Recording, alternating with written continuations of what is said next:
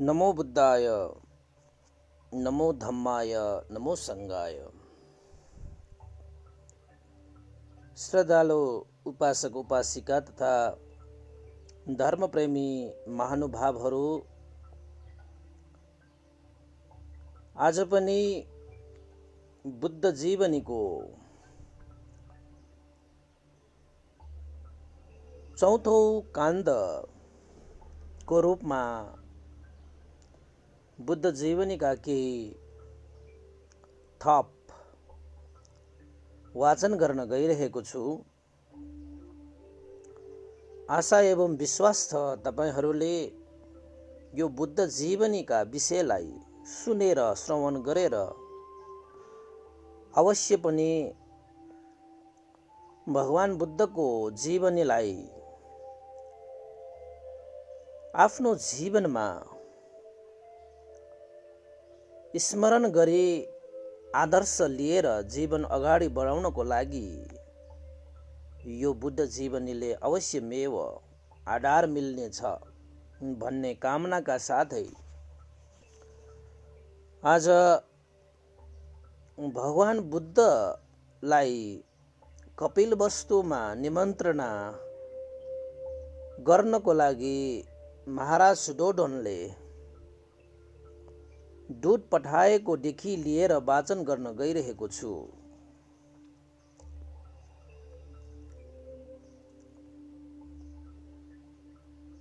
भगवान बुद्ध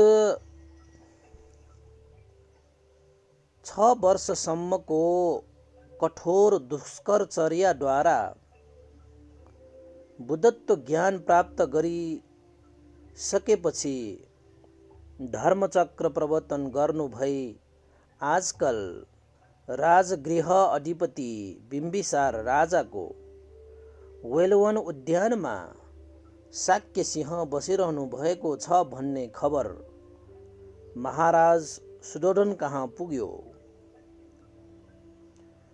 छोराको मुख देख्न व्याकुल भएका राजाले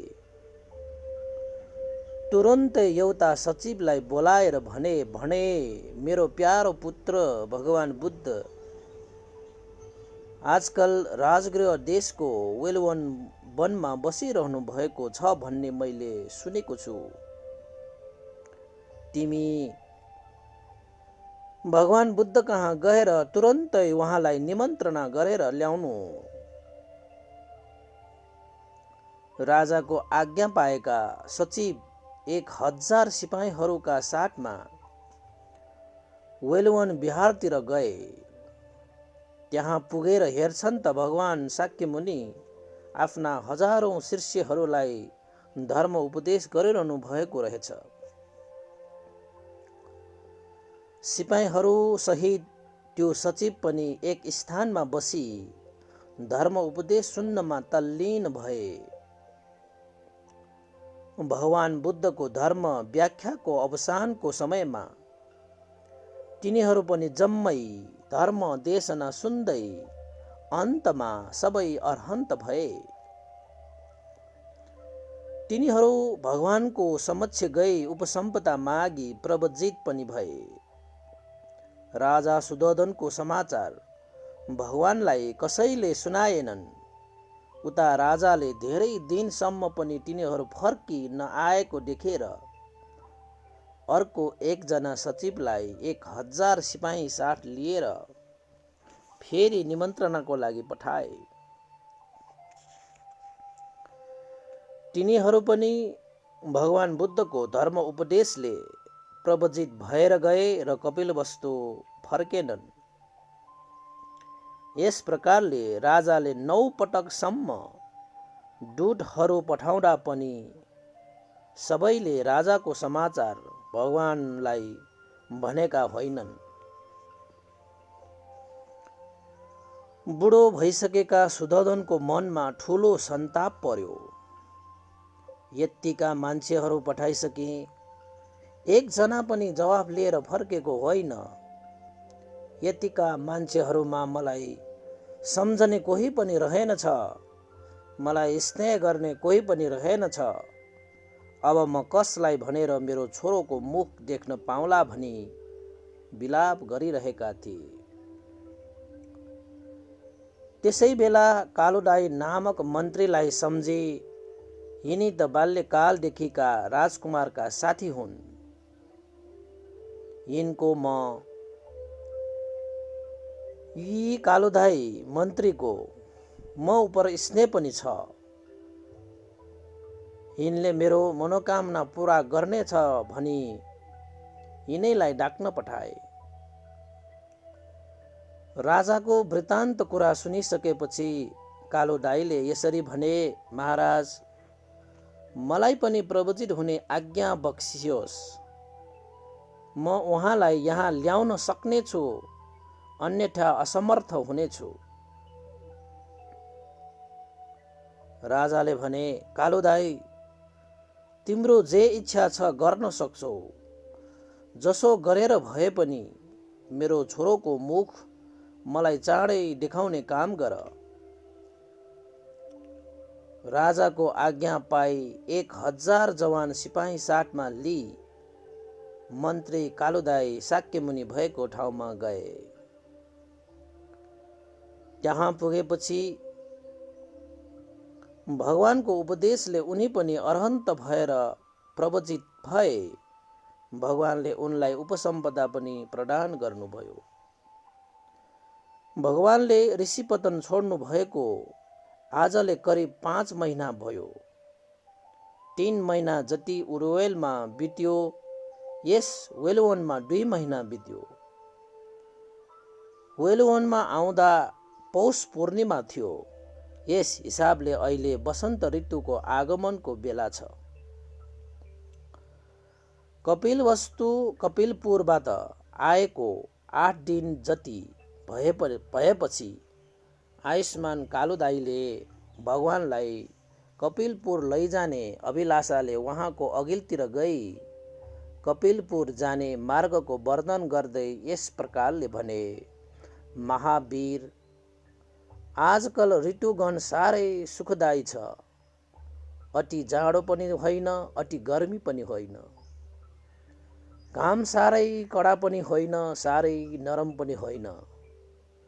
कपिलपुरतिर जाने मार्गमा भर्खरै फुल्न लागेका रङ्गी विरङ्गीका फुलहरू शोभायमान भइरहेका छन्। मार्ग साह्रै आनन्ददायक छ। बाटोमा पनि त धेरै हिलो छ, न ग्रीष्मकालमा जस्तै धुलो उड्छ। ऋतुराजले आफ्नो शोभा प्रदर्शन गरिरहेका छन्। नाना प्रकारका पन्छीहरूको सङ्गीतले मार्गको सौन्दर्य अझ दुगुना बढेको छ। अनेक प्रकारले कपिलपुरतिर जाने मार्ग सौन्दर्य वर्णन गरेको देखि भगवान बुद्धले कालुदाईसित सोध्नुभयो,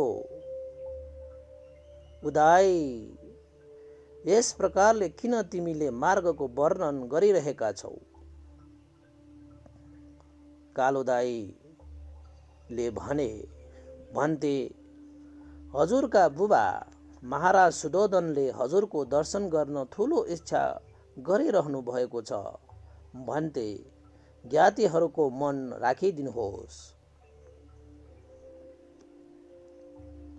भगवान बुद्धले पनि फागुर पूर्णिमाको दिन 20,000 भिक्षुसित आयुष्मान कालुदाईसित कपिलवस्तुको निम्ति राजगृहबाट प्रस्थान गर्नुभयो। शाक्य मुनिन्द राजगृहबाट प्रस्थान गरेपछि आयुष्मान कालुदाई महाराज सुधोधनलाई यो समाचार भन्न आकाश मार्गबाट कपिलपुर पुगे। राजाले कालुदाईलाई देखि साह्रै हर्ष मानी सादर प्रणाम गरी आसनमा बसालेर भोजन अघिल्तिर राखिदिए। आयुष्मान कालुदाई भोजन पात्र लिई उठी जान लागेको देखि राजाले सोधे, भन्थे, किन कहाँ जान लाग्नु भएको? कालुदाई भन्तेले जवाफमा भन्नुहुन्छ, महाराज म उही भगवान कहाँ गएर नै भोजन गर्छु। राजाले भन्नुहुन्छ, भन्ते आजकल भगवान कहाँ हुनुहुन्छ? कालुदाई भन्तेले भन्नुहुन्छ, आजकल भगवान राजगृह छाडी कपिलवस्तुतिर आउँदै हुनुहुन्छ। राजाले फेरि भन्नुहुन्छ, त्यसो भए भन्ते तपाईँ भोजन यहीँ गर्नुहोस्। कृपया आजदेखि भगवानलाई पनि यहीँबाट दिनहुँ भोजन लैजाने गर्नुहोस्। राजाको प्रार्थना स्वीकार गरी आयुष्मान कालुदाईले त्यही भोजन गरी पुनः पात्र भरी राजभोजन राखी भगवान भएका ठाउँमा गई चढाए। त्यस दिनदेखि भगवानले कपिलपुर नपुगुन्जेलसम्म राजाले दिएर पठाएको भोजन गर्नुभएको थियो। दिनको 1 योजन गमन गरी 2 महिनापछि 60 योजनको मार्ग तय गरी वैशाख पूर्णिमाको दिन भगवान कपिलपुर नगरमा आइपुग्नुभयो। 20,000 भिक्षुसित भगवानलाई राज गराउन एउटा रमणीय स्थान चाहिन्छ भनी राजा सुधोधनले शाक्य राज परिवारहरू जम्मा गरी निग्रोध शाक्य उद्यानमा एउटा विहार बनाउन लगाउनु भयो। निग्रोध शाक्य उद्यानमा बनाएको हुनाले त्यस विहारको नाम पनि निग्रोधा राम भन्ने राखियो। शाक्य कुलका यशवर्धक सर्वज्ञ बुद्ध कपिलवस्तु नगरमा आइपुगे भन्ने समाचार सबैले सुनि शाक्य राज परिवारमा सदस्यहरू ब्राह्मण, क्षेत्री, वैश्य, शूद्रादि सबै नगरवासीहरू राजभवनमा जम्मा भए। महाराज सुधोधन पनि भगवान शाक्य मुनिलाई स्वागतार्थ लिन जान सफा सफेद शुद्ध वस्त्र लगाई राजभवनबाट ओर्ले। अनि पछि त्यहाँ जम्मा भएका सकल नर नारी बालक बालिकाहरूलाई नाना सुगन्धित धूप दीप फूलमाला ध्वजा पटाका आदि समात्न लगाए। तिनीहरूलाई अगाडि हिँड्न लगाए। त्यसपछि शाक्य राजकन्याहरूलाई पनि त्यस्तै धूप फूलमालादि समात्न लगाए। आफू स्वयं लाखौं महाजनहरूसित तथागत बुद्धको पूजा गर्न निग्रोधा राम पुगे। भगवान बुद्ध पनि 20,000 छिनाश्रवी भिक्षुहरूसित निग्रोधा राम आएर बस्नुभयो। त्यसबेला त्यहाँ विशाल रूपले शाक्य कुलीनहरू जम्मा भएका थिए। शाक्य कुलका सदस्यहरू सारै जाति अभिमानी थिए। भगवानलाई प्रणाम वन्दना केही नगरी यो सिद्धार्थ हाम्रै छोरा त हुन्, हाम्रै नाति त हुन् भन्ने भावना लिई खाली केटाकेटीहरूलाई अघि सराई भगवानलाई प्रणाम गर वन्दना गर भने आफूहरू पछिल्तिर उभिरहे। यो देखि भगवानले तिनीहरूको जातीय अभिमान हटाइदिन आफ्नो रिद्धि बलले आकाशमाथि गई रत्नमय चङ्क्रमण शाला बनाई त्यसमा चङ्क्रमण गर्दै आफ्नो पाउको धुलो सबै शाक्य नर नारीका शिरमा फुरफुर छरिदिनु भयो। यस्तो रिद्धि देखि सर्वप्रथम राजा सुधोधनले भगवान बुद्धलाई साष्टाङ्ग प्रणाम गरे। यो देखि सकल शाक्यहरूले पनि साष्टाङ्ग प्रणाम गरे। राजा सुधोधनको यो तृतीय बार पुत्र वन्दना थियो। यस प्रकारले शाक्यहरूको महासमागम भइरहेको बेलामा त्यहाँ साह्रै ठुल्ठुला थोपाको वृष्टि भयो। फेरि त्यो वृष्टि पनि आश्चर्यको थियो।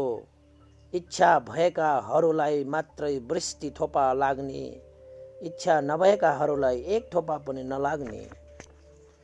यस प्रकारको वृष्टि देखेर त्यहाँ भएका सकल नरनारीहरू आश्चर्यचकित भए। यस विषयमा परिषदहरूमा चर्चा भएपछि भगवानले तिनीहरूलाई डाकी, यस्तो अनेकौं वर्ष आज मात्रै भएको होइन, यस्तो अनौठो वर्षा आज मात्रै भएको होइन, अतीत कालमा ज्ञातिहरूको महासमागम भएको बखतमा पनि यस्तै भएको थियो भनी विषन्तर जातकको कुरा आज्ञा गरी धर्म उपदेश गर्नुभयो।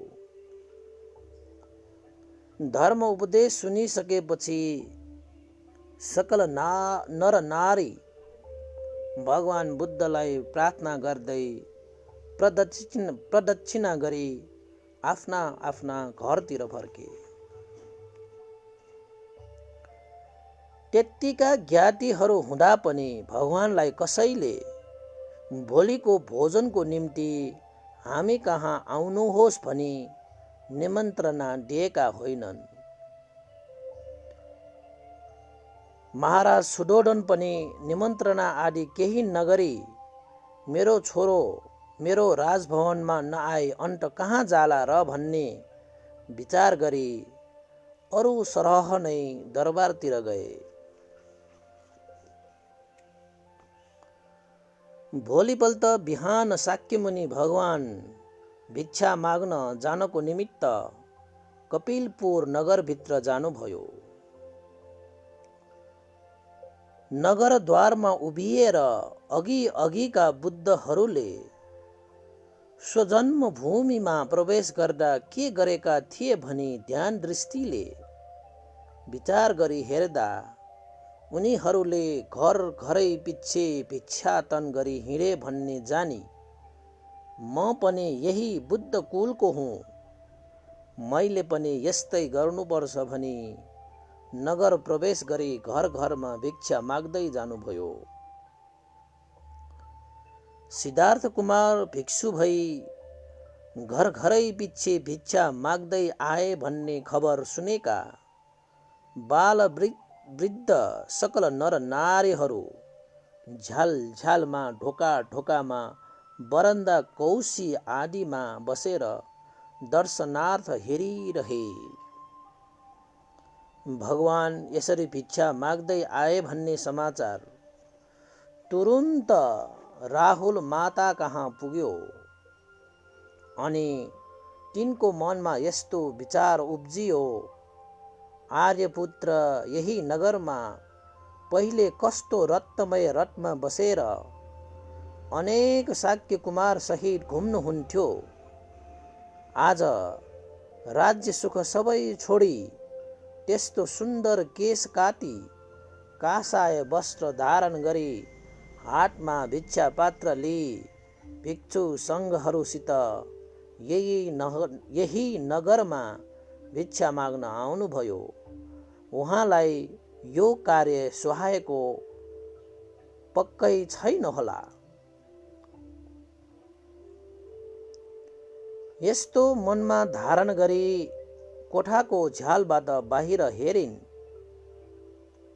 कासाय वस्त्र धारण गरी आफ्नो शरीरको चारैतिर रश्मि प्रकाशमान गरी तारागण मध्ये निर्मल शान्त चन्द्रमा जस्तो मुख हजारौं शान्त दान्त भिक्षुहरूको बीचमा अति शान्त शाक्य मुनिन्द्र आइरहनु भएको देखिन्।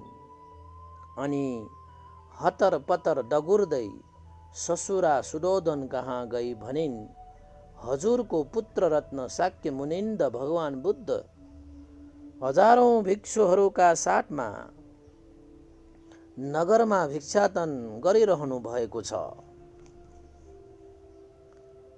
महाराज सुदोधन पनि हतरपतर उठी डगोर्दै भगवानको अघिल्तिर पुगी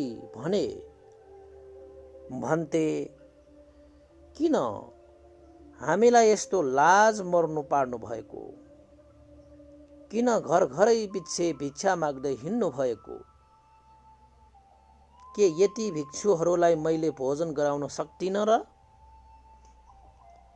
भगवान बुद्धले भन्नुभयो, महाराज, यो मेरो वंशको धर्म हो। राजाले भन्नुभयो, हाम्रो वंश महासम्मादी क्षत्रिय वंश होइन र? पुर्खाहरूले पनि यस्तै भिक्षा मागेर खाएर हिँडेका थिए र? भगवान बुद्धले उत्तर दिनुभयो, महाराज, तपाईको वंश राजवंश हो। मेरो वंश त दीपङ्कर आदि बुद्धहरूका पालादेखि चलेर आएको बुद्ध वंश हो। तिनीहरू सबैले अप्रमादी भई भिक्षाटन गरी जीविका गर्नुभएको थियो।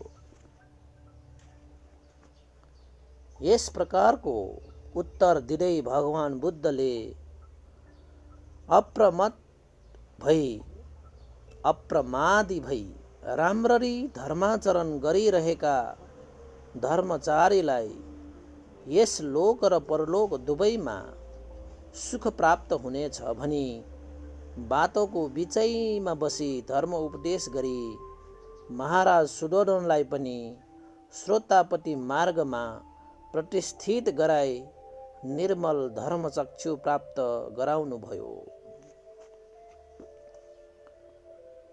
त्यसपछि राजाले भगवानको पात्र समाती सकल भिक्षु सङ्घलाई राजभवनमा लगी अत्यन्त प्रणीत प्रकारपूर्ण क्वाटी आदि प्रात भोजन गराए। त्यहाँ पनि भगवानले राजालाई उपदेश गर्दै धर्मको आचरण राम्ररी गर्नु पर्दछ, नराम्रो तरिकाले गर्नुहुन्न।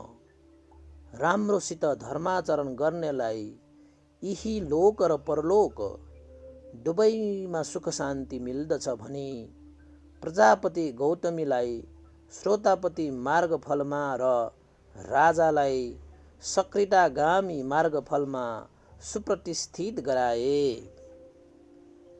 र कुनै धर्मग्रन्थमा सुदोधन महाराजलाई अनागामी मार्गफलमा प्रतिष्ठित गराएको सन्दर्भ व्याख्या गरिन्छ।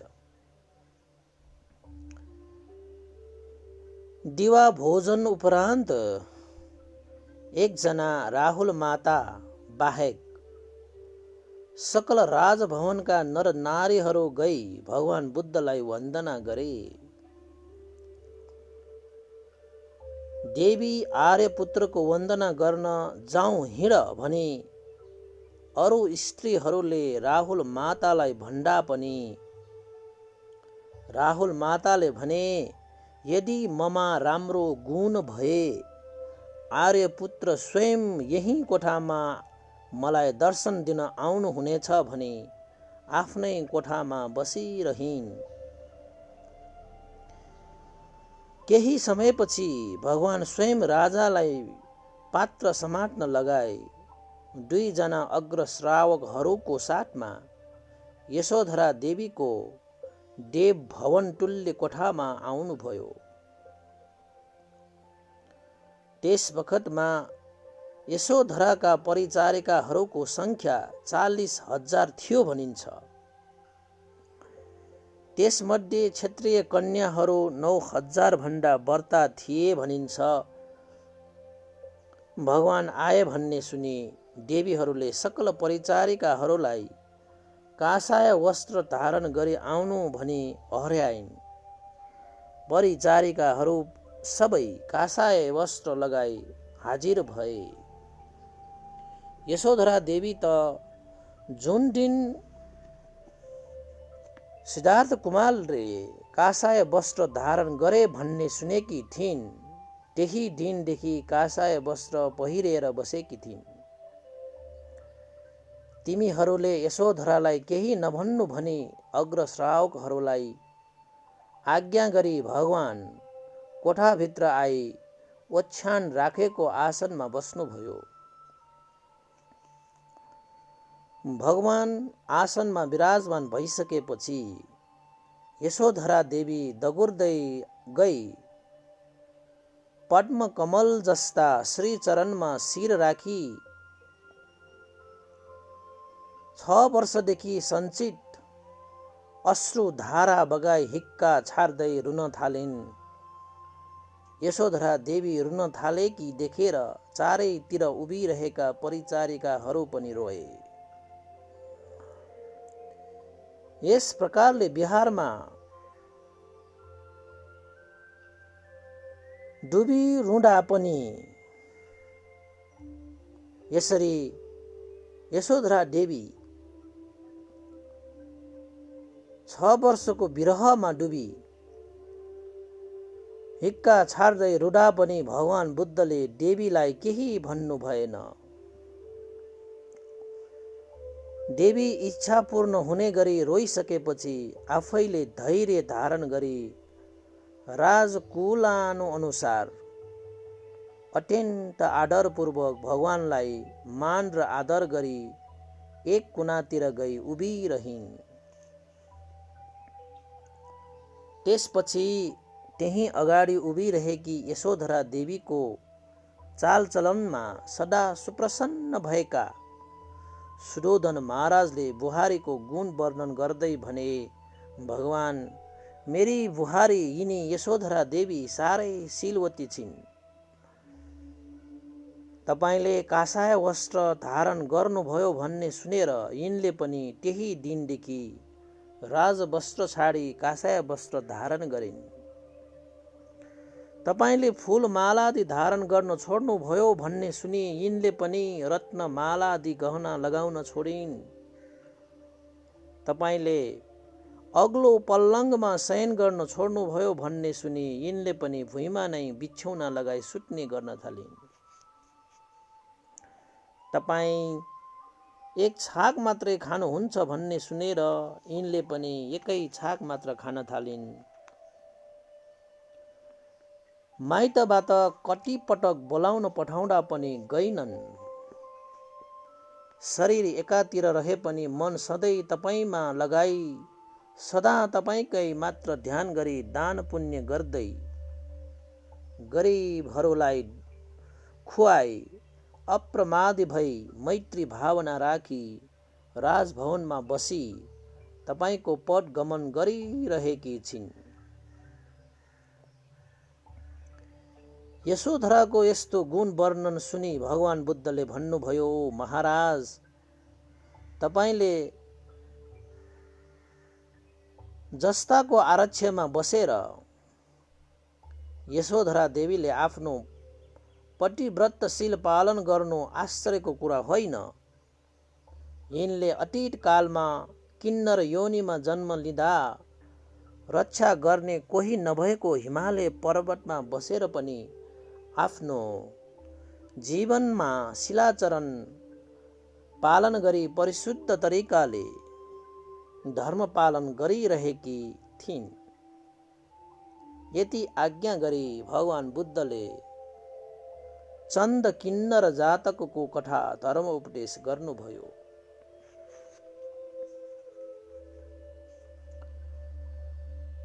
यसरी भोलिपल्ट पनि भगवान बुद्ध भोजनको निम्ति राजभवनमा नै आउनुभयो।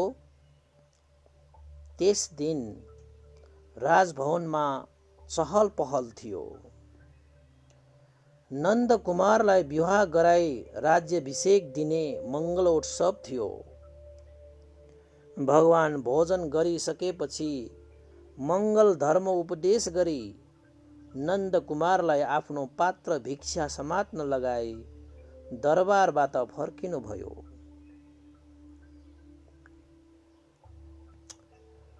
भर्याङनिर पुगेपछि यो पात्र भगवान बुद्धले लिने होलान् नि भनी नन्द कुमार पछि पछि लागे, तर त्यहाँ पनि लिनु भएन। फेरि तल ओर्लेपछि ढोकानिर पुग्दा लिने होलान् नि भनी पछि पछि लागे।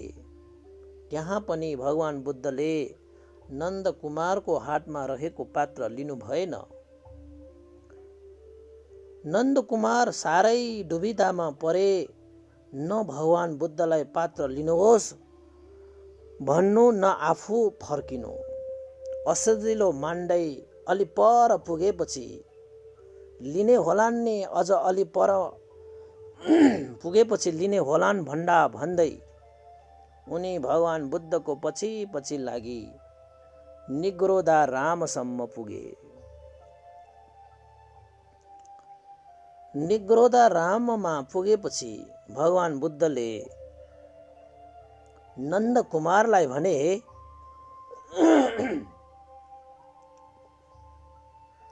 नन्द कुमार, के तिमी प्रवचित हुन्छौ भनी सोद्धा नन्द कुमारले हुँदैन भन्न लाज मानी नन्द कुमारले प्रवचित हुन्छु भनी उत्तर दिए। यस प्रकारले नन्द कुमारलाई कपिलपुर पुगेको तेस्रो दिनमा प्रवचित गराउनु भयो।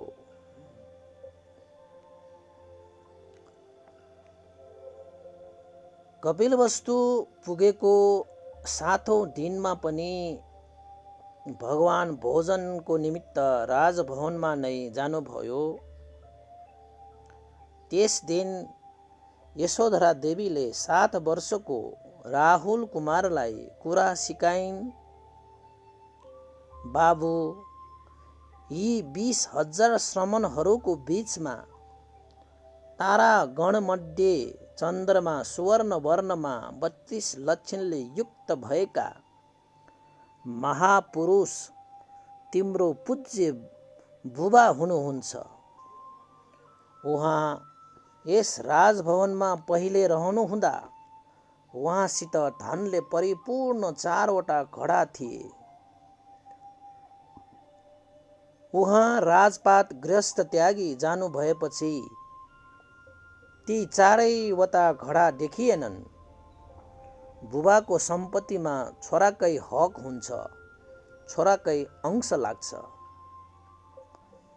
तिमी गएर म चक्रवर्ती राजा हुनुपर्छ, त्यसको निम्ति मलाई धेरै धनको आवश्यकता पर्दछ, मलाई अंश देऊ भनी माग्न जाऊ भनी यशोधराले राहुल कुमारलाई सिकाएर पठाए। यति कुरा सिकाई राहुललाई भगवान बुद्ध कहाँ पठाइन्। कुमारले पनि आफ्नो बुबाको अघिल्तिर गई बाल्य स्वभावको साह्रै हिस्सी लाग्दो गरी हाँस्दै आमाले सिकाएर पठाएको कुरा जम्मै भने र फेरि, बुबा, तपाईको छाया मलाई साह्रै आनन्द दिँदो रहेछ भन्दै बाल्य चञ्चलता देखाउँदै भगवानसँगै बस्न पुगे। भगवान भोजन गरिसकेपछि भुक्तानुमोदन गरी आसनबाट उठी राजभवनबाट बाहिर निस्किनु भयो। राहुल कुमार पनि बुबा, मलाई अंश दिनुहोस् भन्दै पछि पछि लागे। कुमारलाई कसैले पनि फर्केर जाऊ भनी भन्न हिम्मत गर्न सकेका होइनन्। 7 वर्षको सानो कुमार निग्रोधा रामसम्म नै पछि पछि आए। बिहारमा पुगेपछि भगवान बुद्धले राहुल कुमारलाई संसार यात्रा समाप्त भई निर्वाण सम्पत्ति प्राप्त हुने सप्त आर्य धन दिने अभिलाषा गरी आयुष्मान सारीपुत्रलाई डाक्नुभयो। सारीपुत्र अगाडि आइपुगेपछि भगवानले राहुल कुमारलाई प्रवचित गर भनी आज्ञा दिनुभयो। भगवानको आज्ञा पाए सारीपुत्र स्वयं उपाध्याय भई मौदगल्याणलाई आचार्य बनाई राहुल कुमारलाई प्रवचित गराउनु भयो। यसरी आफ्नो अंश लिन आएका राहुल कुमारलाई बुद्धको अंशको रूपमा प्रवचित गराई 7औं दिनमा राहुल कुमारलाई पनि प्रवचित गर्ने कार्य सम्पन्न गर्नुभयो। यस प्रकारले राहुल कुमार पनि प्रवचित भए भन्ने सुनेका राजा सुरोधन साह्रै दुखित हुँदै भगवान कहाँ पुगे। नाति पनि प्रवचित भएकोमा साह्रै दुःख माने भगवानको समक्ष हृदयको वृत्तान्त कुरा सुनाई आमा बुबाको अनुमति बिना कुनै बालक बालिकालाई प्रवचित गराउन नपाइने वर मागी राजा राजभवनतर्फ फर्के। त्यस बेलादेखि आमा बुबाको अनुमति बिना बाल बालिकाहरू प्रवचित गर्न नपाइने नियम भगवान बुद्धले बनाउनु भयो। त्यसको भोलिपल्ट पनि भगवान राजभवनमा भोजनको निम्ति जानुभयो। प्रातःकालको भोजन उपरान्त परिषदलाई धर्म उपदेश गर्नुभयो। तदनुपरान्त राजाले सुख दुःखको कुरा बताउँदै भगवानलाई यस प्रकारले भने, भन्टे मलाई उरुवेल वनमा तपस्या गरिरहनु भएको बेलामा एकजना देवता आई आकाश मार्गबाट नै आहार त्याग गर्नु भएको हुनाले आकाश मार्गबाट नै आहार त्याग्नु भएको हुनाले बुद्धत्व प्राप्त गर्नुभन्दा अगाडि नै तपाईँ मर्न भयो भनी मलाई सुनाएका थिए। भगवान बुद्धले सुरोधन महाराजलाई सोध्नुभयो, अनि के त महाराज विश्वास गर्नुभयो त महाराज? सुरोधन महाराजले भनिन्, गरिन महाराज। धर्मपाल महाराजको समयमा मेरो मृत्यु भइसक्यो भनी तपाईकै अघिल्तिर मेरा हाड भनी देखाउन ल्याउँदा पनि तपाईँ पट्याउनु भएको थिएन भन्दै भगवानले महाधम्मपाल जातकको कथा बताउँदै भगवान बुद्धले सुरोधन महाराजलाई विगतको धम्मपालक जातक धर्म उपदेश सुनाउनु भयो। धर्म उपदेश सुनिसकेपछि राजा सुरोधन अनागामी फलमा सुप्रतिष्ठित भए भनिन्छ। यस प्रकारले स्वदेशमा आएकै तेस्रो दिनमा भगवान बुद्धले भाइ नन्द कुमारलाई प्रवचित गराउनु भयो। 7औं दिनमा छोरा राहुल कुमारलाई प्रवचित गराउनु भयो। आमा प्रजापति गौतमीलाई श्रोतापति मार्ग फलमा र बुबा सुरोधनलाई अनागामी फलमा सुप्रतिष्ठित गराई पुनः कपिलवस्तु छाडी राजगृहतिर नै फर्किनु भयो।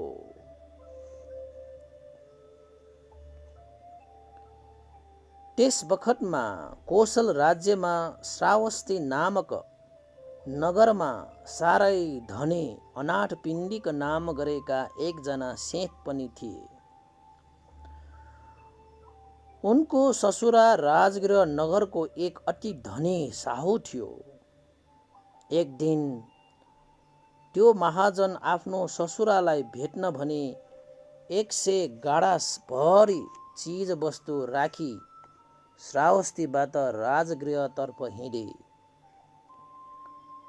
भगवान बुद्ध राजगृहमा आउनु भएको छ भन्ने सुनि अनाथ पिण्डिकलाई भगवान दर्शन गर्ने प्रबल इच्छा भयो। बिहान सबेरै उठी भगवान भएको ठाउँमा पुगे अनि भगवानलाई सादर प्रणाम गरी एक छेउमा बसी धर्म उपदेश सुनिरहे। धर्म उपदेश सुनिरहेका महाराज श्रोतापति फल प्राप्त भयो। त्यस उपरान्त भगवानलाई श्रावस्ती नगरमा आउनुहोस् भनी प्रार्थना गरे। भगवानले पनि मौन सम्मति दिनुभयो।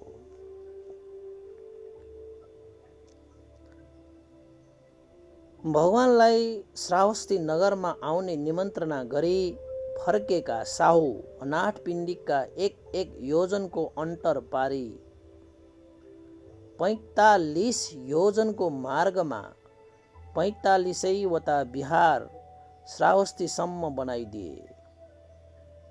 एक बिहार बनाउन 1 लाख गरी जम्मा 45 लाख खर्च लागेको थियो भनिन्छ। त्यसपछि 18 करोड तिरी जेतवन उद्यान पनि किने। त्यस उद्यानमा भगवान प्रमुख 80 जना महाश्रावकहरूको निम्ति समेत विहार बनाइदिनुभयो। संक्रमण स्थान, दिवा स्थान, रात्रि स्थान, स्थान गृह, धर्मशाला, सभागृह, इनार तथा बगैँचा आदि अनेक स्थानहरू पनि सुन्दर प्रकारले बनाउन लगाए। विहार बनाउनमा जम्मा 18 करोड रुपियाँ खर्च भयो। विहार निर्माण कार्य सकिएपछि महाजनले भगवान कहाँ खबर पठाउनु भयो। भगवान पनि खबर पाउना साथ हजारौं भिक्षुहरू साथमा लिई राजगृहबाट 45 योजन मार्ग तय गरी श्रावस्ती आइपुग्नु भयो। भगवान श्रावस्ती आइपुगे भन्ने खबर सुनेका अनाथपिण्डिकले आफ्नो छोरालाई वस्त्र अलङ्कारादिले सिंगारी 500 अरू कुमारहरूको साथमा फूल, माला, ध्वजा, पटाका आदि समात्न लगाई तिनीहरूका पछि अरू 500 कुमारीहरूसित महासुभद्रा र चुल सुभद्रा नामक आफ्ना 2 जना छोरीहरूलाई पनि वस्त्रालङ्कार आदिले सुसज्जित गराई भगवानलाई लिन पठाए। त्यसपछि आफ्नी गृहिणीलाई पनि त्यस्तै सिंगार्न लगाई 500 स्त्रीहरूको साथमा पठाए।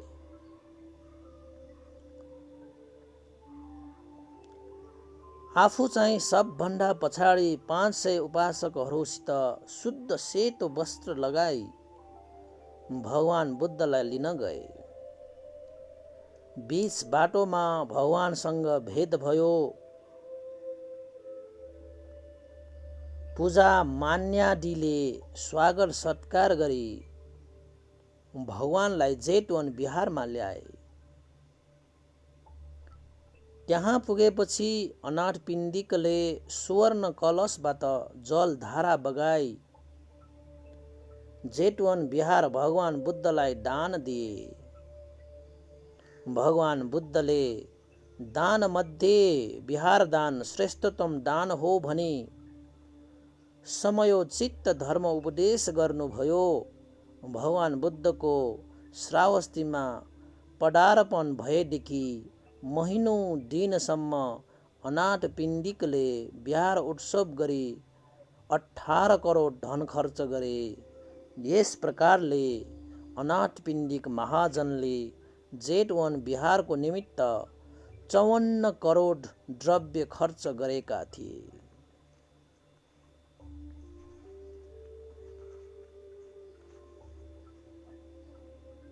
महाकारुणिक भगवान बुद्ध जेतवन बिहारमा 9 महिना बसी फेरि राजगृह नगरतर्फ फर्किनुभयो।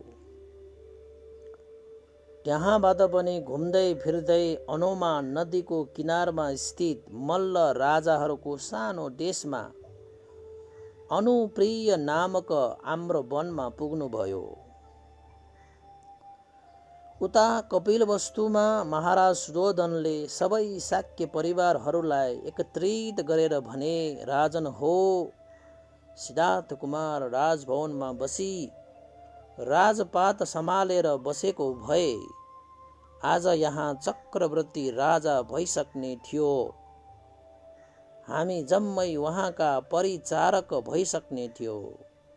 तर आज उहाँ यो सुख ऐश्वर्य जम्मै त्यागी जगत हितार्थ सर्वज्ञ बुद्ध हुन पुग्नुभयो। यस कुरामा तिमीहरू पनि सबैले विचार गरी आफ्ना आफ्ना कुमारहरूलाई भगवान कहाँ लगी प्रवचित गराउनु साह्रै उत्तम हो भनेर सुयोधन महाराजले आह्वान गर्नुभयो। राजाको यस्तो प्रीति वाक्य सुनेका शाक्य कुमार एकै पटकमा 1000 जवान भगवान कहाँ गई प्रवचित भएका थिए। तर ती मध्ये महानाम आदि शाक्य कुलबाट कुनै पनि प्रवचित हुन गएन। एक दिन भड्डिए राजा अनुरुद्ध, आनन्द, भगु, किम्भील तथा देवदत्त आदि 6 जना शाक्यहरू आफ्ना आफ्ना सैन्य लिई वन विहार गरिसकेपछि सकल सैन्यलाई फर्काई पठाई उपाली नामक नाव 1 जनालाई मात्रै साथमा लिई अनुप्रिय वनतर्फ हिँडे। त्यस वनमा पुगेपछि आफूहरूले पहिरेर आएको राजवस्त्र जम्मै फुकाली त्यस नाउलाई दिई, हे उपाली तिमी घर फर्क भनी पठाए। उपाली नाउ पनि लुगाको पोको बोगी अलि परसम्म त के पुगेको थियो। तर एकाएक उसको मनमा यस्तो विचार उठ्यो, यी शाक्य कुलका मानिसहरूको रिस बडो नराम्रो छ। यो लुगाको पोको मैले लिएर गए पनि यिनीहरूका आमा बुबाले सोधनी बुझी नै केही नगरी हाम्रा छोराहरूलाई मारेरै पो यसले लुगाको पोको लिएर आएको होलान् भनी मलाई मार्न बेर लाउने छैन। म मात्रै यस संसारमा दुःख खाएर बसिरहनु किन? जबकि यति विशाल सुख ऐश्वर्य भएका राजकुमारहरूले त राज्य सुख त्यागेर प्रवचित भए भने म त एक नाउ न परे म मात्रै किन पछि हट्नु? कस्तो त्यो सुख हो मैले पनि अनुभव गर्नुपर्छ भनी अनि पछि त्यो लुगाको पोको जो सुकैले लगोस् भनी एउटा रुखमा झुन्ड्याएर उपाली पनि ती राजकुमारहरू गएको बाटो अगाडि पछ्याउँदै गयो।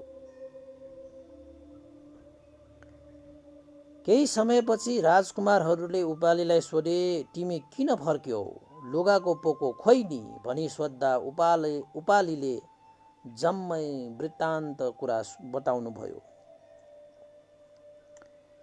यस प्रकारले उपाली नाउ समेत ती 60 जना भगवान बुद्धको समक्ष पुगी बिन्ती गरे, भगवान शास्ता शाक्य कुलका मानिसहरू एकदम अभिमानी हुन्छन्।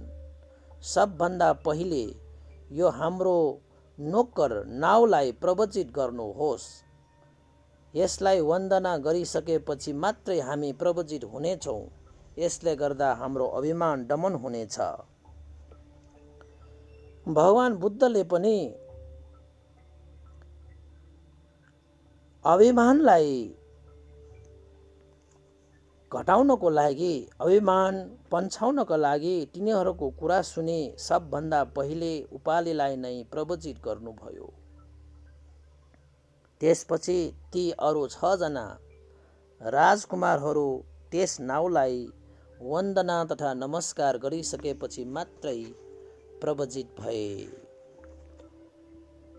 यस किसिमले शान्ति नायक शाक्य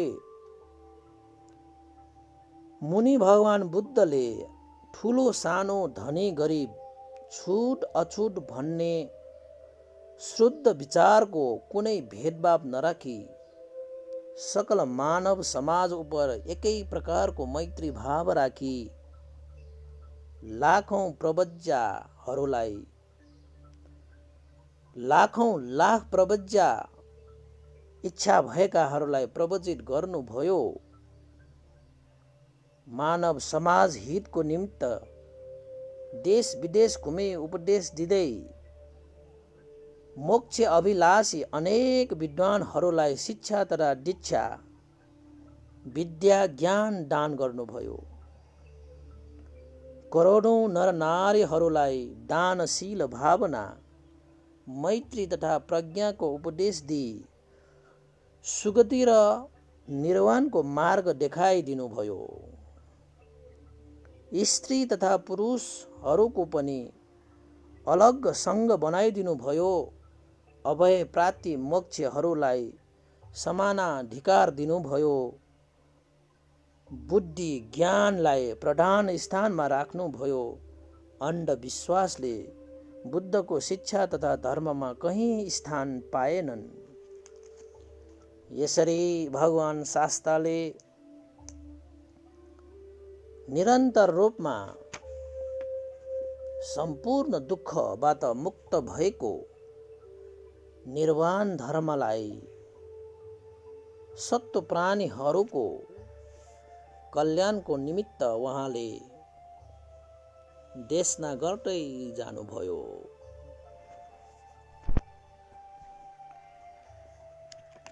यसरी आज हामीले भगवान बुद्धको जीवनीमा शाक्य कुलबाट प्रवज्या गराउने क्रममा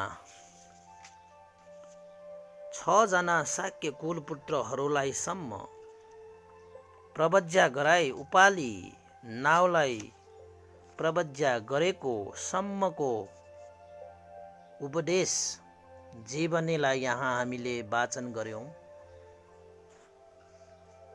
र यो निरन्तर जारी रहनेछ। आजको लागि यही क्रमशः गर्दैछौं। आजको यस पुण्यको अनुभवले सबै प्राणीहरूको जय होस्, मङ्गल होस्। भवतु सब मङ्गलम्।